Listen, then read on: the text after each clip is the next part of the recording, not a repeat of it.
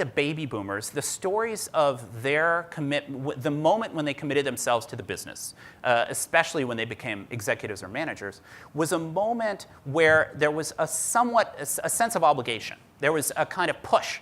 So in some cases, it was because their dad said their dad had a problem. Their dad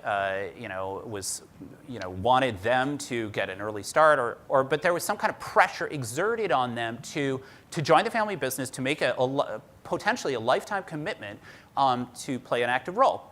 Now that's not, and they seem, when they look back on that, it's very interesting. The baby boomers, when they look back on that, they seem to think about it as a relic of their generation, that this being sort of commitment process is kind of a relic. And nowadays, the millennials have to be agents of their own fate, right? And so if they do join the business as an active owner, they have to feel like they are the ones who were pulled, who made the decision themselves. And the interesting thing here is that what the family can and does do is to pull them in.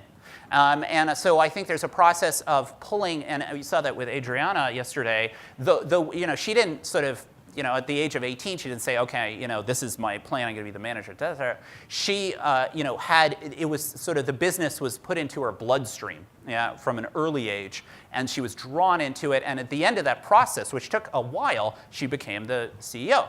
So there's this kind of pulling process, and the millennial, in a way, has to feel like they have options, right? So there's never a point at which, we're gonna freeze you out if you don't do this, this is, so on.